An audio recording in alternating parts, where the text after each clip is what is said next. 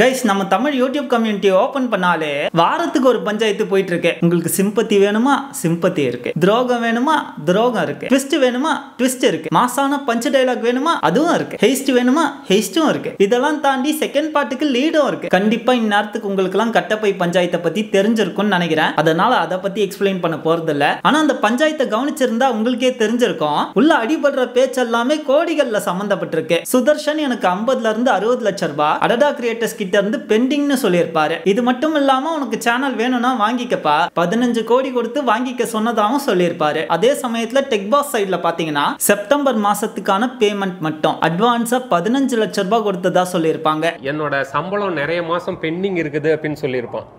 ஆக்சுவலாக அப்படி கிடையாது. ஒவ்வொரு மந்த்தும் நம்ம அவனுக்கு பேமெண்ட்டை கிளியர் பண்ணியிருக்கோம். அதுக்குரிய ரெக்கார்ட் நம்மகிட்ட இருக்கு. செப்டம்பர் மந்த்துக்கான பேமெண்ட்டையுமே நம்ம கிளியர் பண்ணிட்டோம் அட்வான்ஸாவே. அது சுதர்ஷனும் அக்னாலேஜ் பண்ணியிருக்கான். அது மட்டும் இல்லாம 6000 ஸ்கொயர் ஃபீட்ல ஆஃபீஸ் அமைச்சோம். அந்த ஆஃபீஸோட 50% ஒர்க் முடியறதுக்குள்ளேயே 1 கோடி ரூபாய் செலவானதாகவும் சொல்லியிருப்பாங்க. ரீசெண்டாக தான் நம்மளுடைய ஆஃபீஸ் வந்து 6000 ஸ்கொயர் ஃபீட்ல எக்ஸ்பேண்ட் பண்ணோம். நீங்க எல்லாருமே பார்த்துருப்பீங்க. அது எப்போ இருந்ததுன்னா சுதர்ஷன் மேரேஜ் வந்து மார்ச் 1 நடந்தது. ஸோ அதுக்கப்புறம் தான் நம்ம ஆரம்பிச்சோம். எஸ்டிமேட் வந்து ஒரு 50 lakhs அப்படின்னு போட்டோம். பட் 50% ஒர்க் முடியறதுக்கே 1 crore தாண்டிடுச்சு. சுதர்ஷனோட கான்ட்ரிபியூஷன் எதுவும் இல்லை. ஏன்னா சுதர்ஷனுக்கு போக வேண்டிய ஷேர் மந்த் ஆன் மந்த் டான் அவனுக்கு நாங்க கேஷை கிளியர் பண்ணிடுவோம். எங்களோட கான்ட்ரிபியூஷனை தான் நாங்க கம்பெனிக்கு போட்டிருந்தோம். இதை தவிர சுதர்ஷன் சேனலோட வேல்யூ 3ல இருந்து 4 கோடி ரூபாவா கெஸ் பண்ணதாகவும் சொல்லியிருப்பாங்க. இப்படி அந்த பஞ்சாயத்துல அடிபட்ட பேச்சுகள் எல்லாமே கோடிகள்ல தான் இருக்கும். இந்த பஞ்சாயத்தை கேட்ட நிறைய பேருக்கே ஷாக்கிங்கா இருந்துச்சு. நிஜமாவே யூடியூப்ல கோடிக்கணக்கா வருமானம் வருமாடா அப்படின்னு நிறைய பேருக்கு ஷாக்கிங்கா இருந்துச்சு. ஈவன் சில பேர் நினைச்சிருப்பீங்க சுதர்ஷன் டெக்பாஸை விட்டு போறதுக்கு முன்னாடி அந்த சேனல்ல 5 மில்லியன் சப்ஸ்கிரைபர் இருந்தாங்க. அப்ராக்சிமேட்டா மொத்தமா 180 கோடிக்கு மேல வியூஸ் அந்த சேனல்ல ஜெனரேட் ஆயிருக்கு. சோ ஆப்வியஸா அந்த சேனல் கோடிகள்ல தான் earn பண்ணும் அப்படின்னு இன்னும் சில பேரும் நினைச்சிருப்பாங்க. ஆனா இங்க வெறும் வியூஸ் மட்டும் ஒரு சேனலோட வேல்யூவை டிசைட் பண்றது இல்லங்க. அதையும் தாண்டி நிறைய ஃபேக்டர்ஸ் ஒரு சேனலோட மானிட்டரி வேல்யூவை டிசைட் பண்ணுது. ஃபார் எக்ஸாம்பிள் தருணோட சேனலே எடுத்துக்கோங்களேன். அவரோட சேனல் மொத்தமே இது வரைக்கும் 8 கோடி வியூஸ் தான் போயிருக்கு. இன்னும் 1 மில்லியன் சப் கூட அடிக்கல. ஆனா 2 வருஷத்துக்கு முன்னாடியே சேனல் மூலமா 1 கோடி earn பண்ணதா போட்டிருப்பாரு. இதேதான் ராகுலோட சேனலும். அவரோட சேனலும் இன்னும் 1 மில்லியன் சப் அடிக்கல. ஐ திங்க் 7 கோடி வியூஸ் தான் ஓவராலா அவரோட சேனல்ல போயிருக்கு. ஆனா அவரும் 2 வருஷத்துக்கு முன்னாடியே இந்த சேனல் மூலமா 1 கோடி earn பண்ணதா போட்டிருப்பாரு. அப்படின்னா என்ன அர்த்தம்? ஒரு சேனலோட மானிட்டரி வேல்யூவை வெறும் வியூஸ் மட்டுமே முடிவு செய்யறது இல்ல. இங்க நிஜமாவே சில சேனல்ஸால கம்மியான வியூஸை வச்சு கோடிகளை கிராக் பண்றதுக்கான எபிலிட்டி இருக்கு. சோ அதை எப்படி செய்யறாங்க, அதுக்கு பின்னாடி இருக்க பிசினஸ் மாடல் என்னன்றத பத்தி தான் இன்னைக்கு நம்ம இந்த வீடியோல பார்க்க போறோம். எல்லாருக்கும் வணக்கம், நான் பிரதீப் பேசுறேன். அப்ராக்சிமேட்டா 6 வருஷமா நான் யூடியூப் இண்டஸ்ட்ரியில இருக்கேன். சோ இந்த இண்டஸ்ட்ரி, இந்த தமிழ் யூடியூப் கம்யூனிட்டி எப்படி எவால்வ் ஆச்சுன்றத கண்ணு எதிரே பார்த்திருக்கேன். அதனால இங்க என்ன நடக்குதுன்றத பத்தின ஒரு ஐடியா இருக்கு. அதை தான் இந்த வீடியோல உங்ககிட்ட ஷேர் பண்ணிக்க போறேன். அண்ட் ஒரு முக்கியமான டிஸ்க்ளைமர் என்னன்னா, அந்த சேனல் கிரியேட்டர் இவ்வளவு சம்பாரிச்சிட்டான் பாரியா, இந்த சேனல் கிரியேட்டர் இவ்வளவு சம்பாரிச்சிட்டான் பாரியா, பெய்டு ப்ரமோஷனா போட்டு உன் தலையில மிளகா அரைக்கிறான் பாரியா, அப்படி பேசுற வீடியோ இது இல்ல. இங்க யூடியூப்ல என்னென்ன ஆப்பர்ச்சுனிட்டிஸ்லாம் இருக்கு, இங்க நிஜமாவே சில விஷயங்கள் சரியா செஞ்சா, சரியா அமைஞ்சா இந்த பிளாட்ஃபார்ம் எவ்வளவு தூரம் earn பண்றதுக்கான பொட்டன்ஷியலை தருது என்பதை பத்தி ஒரு ஜெனரல் நாலேஜ் கொடுக்கிற வீடியோவா பாருங்க. உங்களுக்கு இதுல இருந்து ஏதாவது டேட்டா யூஸ்ஃபுல்லா இருந்தாலும் பயனுள்ளதா இருந்தாலும் பயன்படுத்திக்கோங்க. சரி, கான்செப்ட்டுக்கு போயிருவோமா? நீங்க எந்த மீடியா ஹவுஸ் வேணா எடுத்துக்கோங்க. பிரிண்ட் மீடியா எடுத்துக்கோங்க, இல்ல டெலிவிஷன் மீடியாவை எடுத்துக்கோங்க, இல்ல நியூஸ் வெப்சைட்ஸ் எடுத்துக்கோங்க, இல்ல மேகசின்ஸ் எடுத்துக்கோங்க. ப்ரமோஷன் இல்லாம ஒரு மீடியா ஹவுஸால சர்வைவே பண்ண முடியாது. அதே நிலைமை தான் சோஷியல் மீடியாக்கும். ஆப்வியஸா இங்க யூடியூப்ல எப்படி ரெவென்யூ ஜெனரேட் ஆகுதுன்னா, யூடியூப்ல இருந்து வர ஆட்ஸ் மூலமாவும் எங்களுக்கு தனிப்பட்ட முறையில வர பெய்டு ப்ரமோஷன் மூலமாவும் தான் இங்க யூடியூபர்ஸ்க்கு ரெவென்யூவே வருது. அப்ப எவ்வளவு வியூஸ் அதிகமா வருதோ அதுக்கேத்த மாதிரி யூடியூப்ல இருந்தும் அதிக வருமானம் வரும். அதே மாதிரி வியூஸ் அதிகமா போறவங்களுக்கு தான் பெய்டு ப்ரமோஷனும் அதிகமா வரும். இதுதான் ஜெனரல் பீப்புளோட மைண்ட் செட்டா இருக்கும். ஆனா இது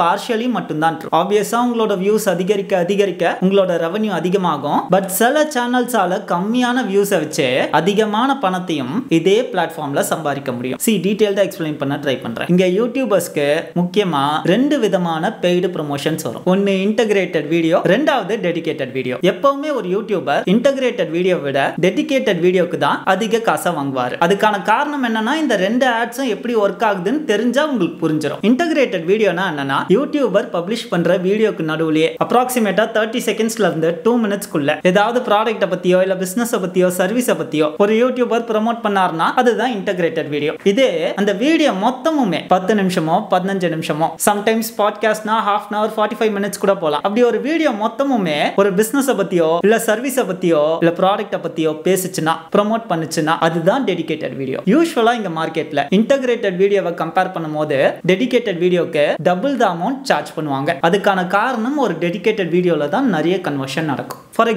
எக்ஸாம்பிளுக்கு தான் சொல்றேன். மதன் கௌரி அவர்கள் ரத்தன் டாட்டாவை பத்தியோ இல்ல டொனால்ட் ட்ரம்பை பத்தியோ பேசுறாருன்னு வச்சுக்கோங்களேன். அதுக்கு நடுவுல ஒரு 30 செகண்ட்ஸ் XYZ போனை ப்ரோமோட் பண்றாருன்னு வச்சுக்கோங்க. அந்த ஆட நிறைய மக்கள் ஸ்கிப் பண்ணிடுவாங்க. 30 செகண்ட்ஸோ இல்ல 1 மினிட்டோ 2 மினிட்டோ பிளே ஹெட்டை நகர்த்திடுவாங்க. ஏன் மக்கள் அப்படி செய்யறாங்கன்னா அந்த வீடியோக்குள்ள அவங்க வந்தது அந்த ஆட பாக்கிறதுக்காக இல்ல, அவங்க ரத்தன் டாட்டாவை பத்தியோ இல்ல டொனால்ட் ட்ரம்பை பத்தியோ தெரிஞ்சுக்கிறதுக்காக தான் அந்த வீடியோக்குள்ளேயே வந்தாங்க. சோ மோஸ்ட் ஆஃப் த பீப்புளுக்கு இந்த ஆட் irrelevant-ஆ இருக்கும். மைட் பி ஒரு 5 or 10% பீப்புளுக்கு அந்த ஆட் ரெலவெண்டா இருக்கலாம். ஃபார் எக்ஸாம்பிள் அவங்க போன் வாங்குற ஐடியால இருக்கலாம், இல்ல டெக் எந்தூசியாஸ்டா இருக்கலாம். சோ அவங்க மட்டும் தான் அந்த ஆடை வாட்ச் பண்ணுவாங்க. அதாவது பொறுமையா இருந்து பாக்குறதே அவங்க மட்டும் தான். அதுக்கப்புறம் தான் அந்த பொருளை வாங்குறதெல்லாம் மத்தவங்க எல்லாம் பிளே ஹெட் நகர்த்திட்டு போயிட்டே இருப்பாங்க. இதே மதன் கௌரி ஒரு டெடிகேட்டட் வீடியோ போடுறாருன்னு வச்சுக்கோங்களேன். அதாவது என் பழைய போன் ஒன்னு ஒர்க் ஆகாம போயிருச்சு, சோ புது போன் ஒன்னு நான் பார்த்துட்டு இருக்கேன், இந்த போன் லுக்ஸ் ப்ராமிசிங், ஏன் இந்த போனை சூஸ் பண்றேன்னா அப்படின்னு அந்த போனோட ஃபீச்சர்ஸ் எல்லாம் பத்தி பேசி என்னோட பட்ஜெட்டுக்கு இது ரெலவெண்டா இருக்கு அப்படின்லாம் சொல்லி ஒரு வீடியோ போடுறாருன்னு வச்சுக்கோங்களேன். அதுதான் டெடிகேட்டட் வீடியோ. நீங்க நினைக்கலாம் இந்த வீடியோவையும் கம்மி மக்கள் தானே பார்ப்பாங்க, ஏன்னா யாருக்கு போன் தேவையோ அவன் மட்டும் தான் பார்க்க போறான், மத்தவங்கள பார்க்க போறது இல்ல. அப்ப இதுல மட்டும் ஏன் கன்வர்ஷன் ரேட் அதிகமா இருக்கும் அப்படின்ற கேள்வி உங்களுக்கு எழலாம். யோசிச்சு பாருங்க.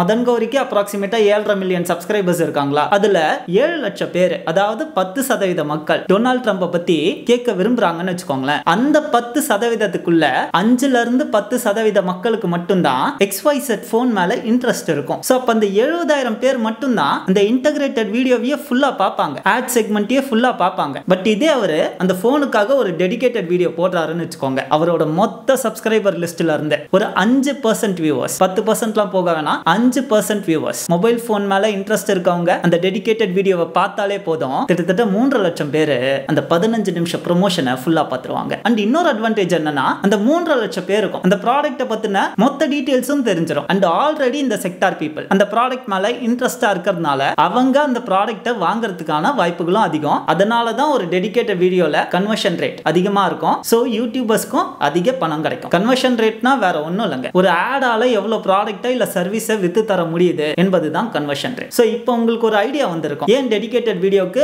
அதிக கன்வர்ஷன் ரேட் இருக்குன்னு. இப்போ வேற ஒரு சினாரியோ சொல்றேன், யோசிச்சு பாருங்க.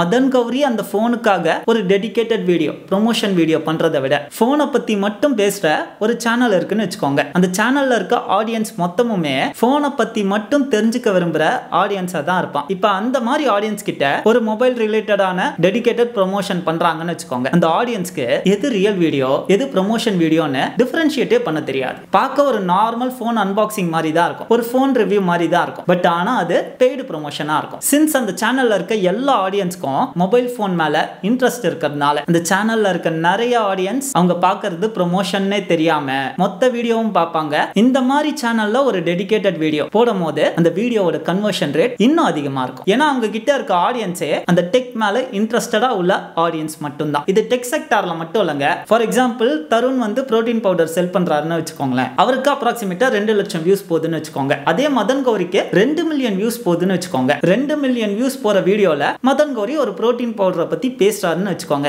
எல்லாமே எக்ஸாம்பிள் மட்டும் தான். மதன் கௌரியோட வீடியோல நடக்கிற கன்வர்ஷன் ரேட்டை விட அவரோட 10 மடங்கு கம்மியான வியூஸ் போற தருண் அவர்களோட வீடியோல கன்வர்ஷன் ரேட் அதிகமா நடக்கும். So protein powder related business பீப்புளுக்கு தருணோட சேனலை தான் ரொம்ப பிடிக்கும். இதே மொபைல விக்கிறவங்களுக்கு tech boss, Tamil tech, tech super star போன்ற சேனல்ஸ் ரொம்ப பிடிக்கும். ஏன்னா அவங்களால தான் அதிக கன்வர்ஷன் ரேட் கொண்டு வர முடியும். அண்ட் அவங்களோட நீஷே எப்படி இருக்கும்னா தொடர்ந்து ப்ரமோஷன் வீடியோஸ் வேற ப்ரமோஷன் வீடியோஸ் போட்டாலும் அது மக்களுக்கு ப்ரமோஷன் வீடியோனே தெரியாதுன்றதுனால இந்த சேனல்ஸால ஒரு ப்ரமோஷனே கண்டென்ட்டா மாத்த முடியும். சோ நார்மலா இந்த மாதிரி சேனல்ஸால யூடியூப்ல இருந்து வர ரெவென்யூ விட 3ல இருந்து 4 மடங்கு ரெவென்யூ ப்ரமோஷன்ஸ்லயே பாத்துற முடியும், பெய்டு ப்ரமோஷன்ஸ்லயே பாத்துற முடியும். ஏன்னா அவங்க பண்ண போறது எல்லாமே டெடிகேட்டட் வீடியோஸ் தான், which is costlier than integrated video. and சுதர்ஷனே அவரோட பஞ்சாயத்து வீடியோல என்ன சொல்லிருப்பாருன்னா 99% of the video or promotion video ன்னு சொல்லிருப்பாரு. அவ்வளவு பண்ண முடியுமான்னு தெரியல. பட் சில சேனல்ஸால 70 to 80% வீடியோஸை வெறும் ப்ரமோஷன் வீடியோவாவே போட்டு தாக்க முடியும். சோ அவங்களுக்கு டபுள் தமாக்கா மாதிரி யூடியூப்ல இருந்து ஆட் ரெவென்யூவும் வரும், ப்ரமோஷன் வீடியோஸ்ல இருந்து எக்கச்சக்க காசும் வரும். நான் ஏற்கனவே சொன்ன மாதிரி சில நீஷ்ல மட்டும்தான் இது ஒர்க் அவுட் ஆகும். ஃபார் எக்ஸாம்பிள் டெக்ல ஒர்க் அவுட் ஆகும், பாடி பில்டிங்ல ஒர்க் அவுட் ஆகும், பாட்காஸ்ட்ல ஒர்க் அவுட் ஆகும், ஃபுட் vloggers, லைஃப் ஸ்டைல் vloggers-ல ஒர்க் அவுட் ஆகும். சில பேர் மூவி ரிவ்யூல கூட இது நடக்குதுன்னு சொல்றாங்க. ஃபுல்லாவே பெய்டு ப்ரமோஷன் தான் சொல்றாங்க. ஆனா அது எந்த அளவுக்கு உண்மைன்னு எனக்கு தெரியாது. அண்ட் ஈவன் இர்ஃபானை நீங்க ஒத்துக்கிட்டு கவனிச்சிங்கன்னா முதல்ல அவர் வெறும் ஃபுட் vlogging மட்டும் தான் பண்ணியிருப்பாரு. அதற்கப்புறம் அவரோட செக்டாரை எக்ஸ்பேண்ட் பண்ணியிருப்பாரு, லைஃப் ஸ்டைல் vlogging-ஆ மாத்திருப்பாரு. ஏன்னா ஃபுட் vlogging-னா வெறும் ரெஸ்டாரண்ட்ஸை மட்டும் தான் ப்ரோமோட் பண்ண முடியும். பட் லைஃப் ஸ்டைல்னு வச்சுக்கோங்களேன், உங்களால ரியல் எஸ்டேட்ல இருந்து கார்ல இருந்து நம்ம தினசரி புழங்குற எந்த பொருளை வேணா ப்ரோமோட் பண்ணலாம். அண்ணா ஏற்கனவே சொன்ன மாதிரி அவங்க எல்லாம் இவ்வளவு சம்பாதிக்கிறாங்கன்றதுக்கான வீடியோ இது இல்ல. இதை நான் ஏன் சொல்றேன்னா, இதெல்லாம் யூடியூபர்ஸ் முதல்ல இன்வென்ட் பண்ணதே கிடையாது. எங்களுக்கு முன்னாடி டெலிவிஷன் மீடியா இதெல்லாம் பண்ணாங்க. நீங்க 30 நிமிஷத்துக்கு ஒரு ப்ரோக்ராம் பாக்குறீங்கன்னா அதுல 22 நிமிஷம் மட்டும் தான் ப்ரோக்ராம் இருக்கும், மிச்சம் 8 நிமிஷம் ஆடா இருக்கும். அது எல்லாமே இன்டகிரேட்டட் ஆட்ஸ் தான். இதே டெடிகேட்டட் ஆட்னா என்னன்னா, நீங்க நீயானா நான் பார்த்திருந்தீங்கன்னா ரீசெண்டா அதுல ஒரு 2 or 3 months முன்னாடி வாழையோட ப்ரொமோஷன் நடந்திருக்கும். சமூகத்தை பத்தி பேசுற ஒரு ஷோ, அதுக்கு நடுவுலயே சமூகத்தை பத்தி பேசுற ஒரு மூவியோட ப்ரொமோஷன் நடந்திருக்கும். அண்ட் ஆப்வியஸ்லி யூடியூபர்ஸை விட டெலிவிஷன்ஸ்